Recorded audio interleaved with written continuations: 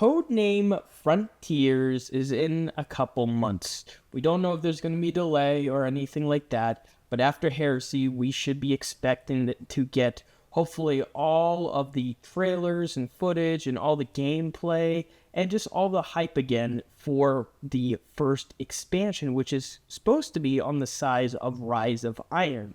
We don't know when this is releasing, but we only know that it will be coming out in the period of summer of 2025.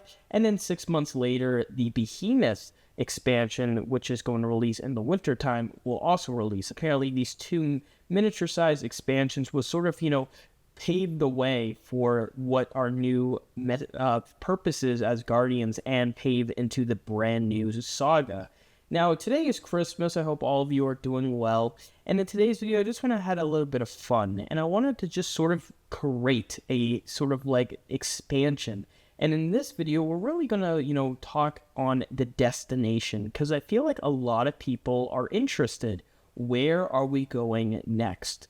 Now, I know a lot of people have been thinking, we are going to go outside the solar system. The name of basically the code name, if you will, literally says Frontiers, literally a new frontier. Like, we are definitely not going to get old Chicago anytime soon or the Manhattan nuclear zone.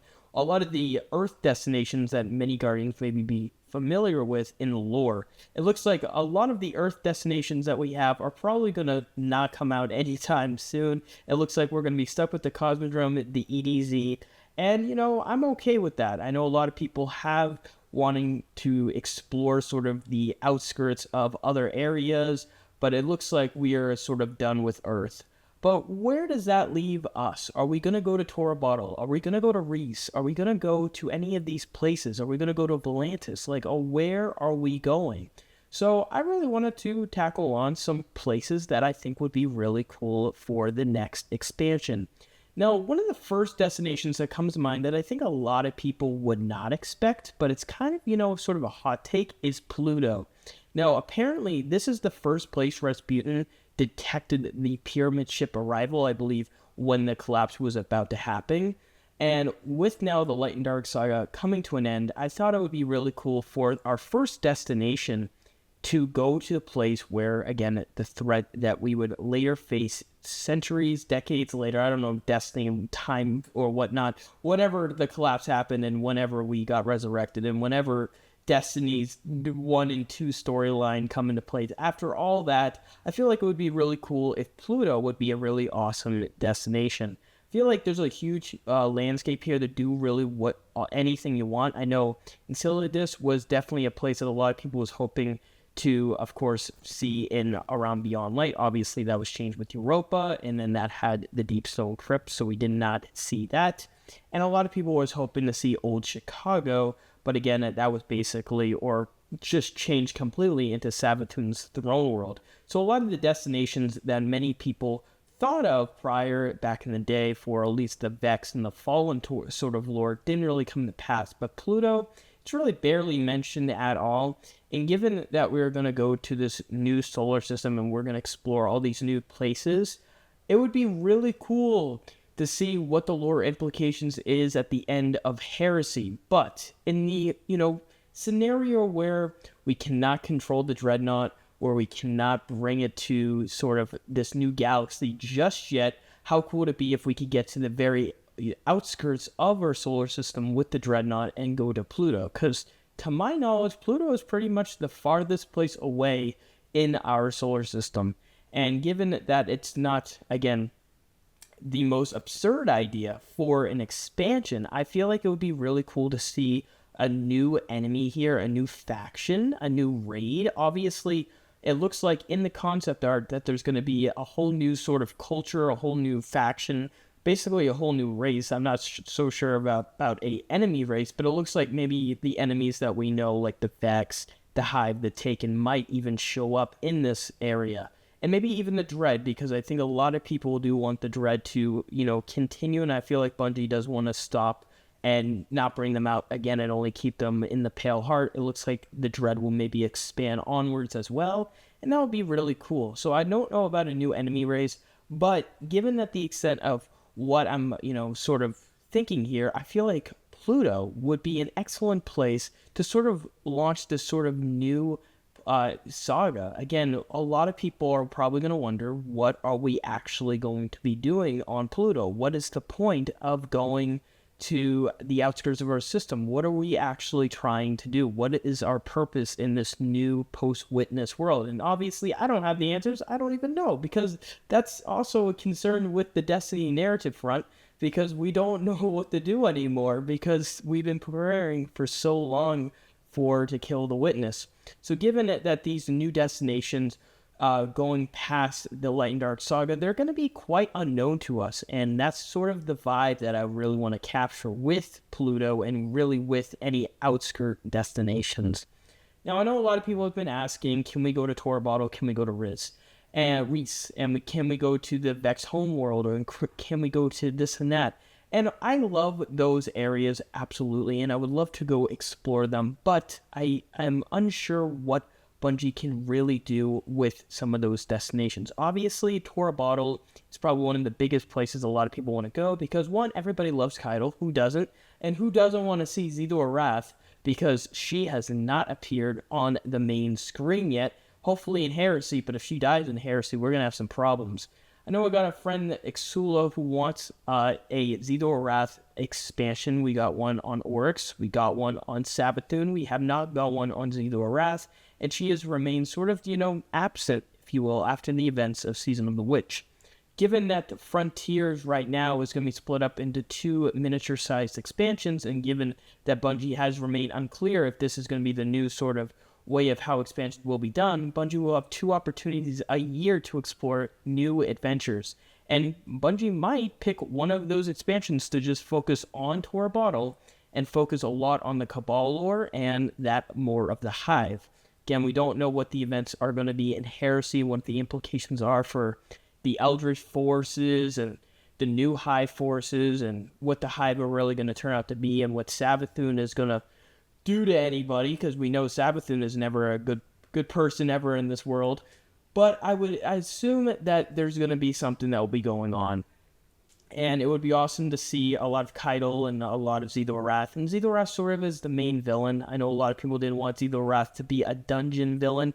And given that we are, exploring these new areas, it would be cool to see, again, new enemies and new storylines being made. So I think Zedor has a lot of potential as a sort of miniature-sized expansion. And many say that she should not be revealed and just be left to linger or just die in Heresy. I don't know, but it is something to be curious about as we look into the future for some of the places. Now, I have been looking at some of the mentioned locations and some of the more appeared on sort of just the Destiny wiki, if you will, of what other places we could go to. And some of these places do look, interesting, but do we really want these new destinations for Frontiers to be, again, brand new, expand different stories, and not be super similar to the places we've gotten already? No offense to any of the people who love the Vex, but I just have to say, I do not want another destination that is like just straight on Vex Cistern type place, because I feel like we're just going to get a repeat of Nessus. And even though there is so much story that could be made, I feel like Bungie is just always not been able to get the ball right with any of the Vex lore and storylines. Like the first episode we got after the final shape was on Echoes, and despite its format, the story was just not that interesting at all. And Maya has not been a villain that I am very sort of just intrigued about. Obviously, there is some things there that are quite interesting to me, and the Exotic Mission talked about a lot of stuff, but I'm not really sure how you would really bring Maya to be a main sort of expansion villain, and how you could really have the Vex really appear out to be this huge, force that we really need to go and deal with, because the Vex have not been a force I really feel that I have to go and deal with, because at the same time I know I'm going to just destroy them all, but to just say I don't know really what they are. They're just robots, bro. They're not doing anything else than just, shooting and having Vex melt. That's all they're known for, and that's probably all they will be known for if there's no more story with them. So that's why I'm not so sure about sort of a Vex destination. However, I will say I think it's Volantis, which is the Vex homeworld in a galaxy, I think, far, far away. I know Bife did a couple videos years ago on it. I didn't really, I'm not the best with the Vex lore or whatnot, but it would be kind of cool to see, some mentions to it and maybe see it in a mission or see cutscenes of, sort of the origins of the Vex. Because I kind of think it's still, a bit interesting to me. But again, I think a lot of the Vex, vibe has definitely weared off to a lot of people, especially the people I'm sort of around. I think the Vex is just not... It's not great. It's not great. So I'm sorry for people who love the Vex, but they're off the ball. They're off the ball for this one. I know a lot of people want to see like Fundament and any of the Hive destinations. Again, you're always gonna, get that W with those. You're gonna get my sense of approval because anything with the Hive at this point is probably the most biggest, thing that a lot of characters do care about in terms of the lore. I would expect that out of all the episodes that we got this year, that Heresy is going to have the highest player count if everything works out. Obviously, I don't know that, and I don't know if anyone has quit the game completely, but given that the Vex lore is not something a lot of people are really interested in, and, Revenant have been, pretty good with the lore, it still has been falling with certain areas, like the bugs and the story being not as long. However, with the Dreadnought returning, with this nostalgic, destination coming back for such a, I think short time, and given that a lot of people grew up with Destiny, with the Hive, I think the Hive have the biggest, W here in terms of the lore. So having any destination that has a huge storyline with the Hive, with Savathun, with Xilu, with anybody, is probably going to get the most out of their buck. I think Witch Queen, if you can develop something very similar to that expansion, you're gonna get yourself a good player count in terms of what I'm expecting. Going into more other places, when we look at other enemies, I guess the Scorn, we kind of already got a lot of their sort of destination lore. I don't really know how you can expand more. I guess more places in the Reef would be interesting. I know someone brought that up. And again, I think that would be really cool. What is it? The destination that's not the Dreaming City, I think the Distributary, I think that is also something that was made by the Awoken, or was in the Reef for the Awoken. Someplace similar to that has also been on my sort of note list, if you will, and that will be really interesting. Again, the Dreaming City was definitely just a huge, amazing destination, and the Tangled Shore was also great to me, in my opinion, so anything around there would be great. But I would expect majority, if not, that the enemies that would fall in it would be the Scorn, Fallen, and Taken. I wouldn't really expect any more. So seeing that, I think a lot of people would enjoy it, but how do you make the Distributary, more unique and different than the Dreaming City? Because they're both two sort of, separate things. They're not the same thing, and a lot of people might think a misconception that they are the same thing. So think about that when we look forward at other places. Another place that was interesting, I know this is probably out of the reason, is the Almighty Wreckage. I just had to give sort of a little sort of shout out to the Almighty Wreckage because that's pretty cool. No one probably talks about it, but you gotta put it there. New Frontiers, Codename Frontiers, stuff with the Almighty Wreckage. Gaul comes back, I'm coping, but come on, dude, I'm telling you, that is peak cinema. You can get an expansion around it. People will play that shit, I'm telling you.